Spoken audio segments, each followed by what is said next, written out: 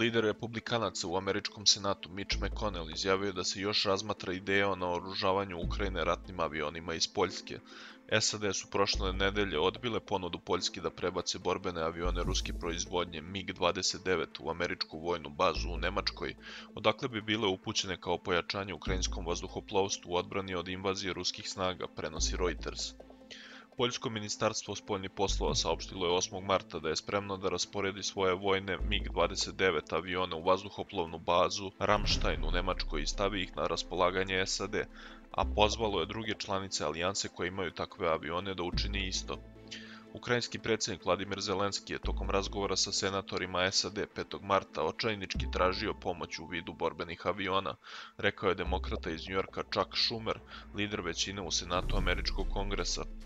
Mnoge vazduhoplovne snage zemlje Istočne Evrope posjeduje avione ruske proizvodnje, a prebacivanje takvih aviona u Ukrajinu omogućilo bi da ukrajinski piloti mogu da upravljaju njima bez potrebe za dodatnom obukom, naveo je ranije Reuters.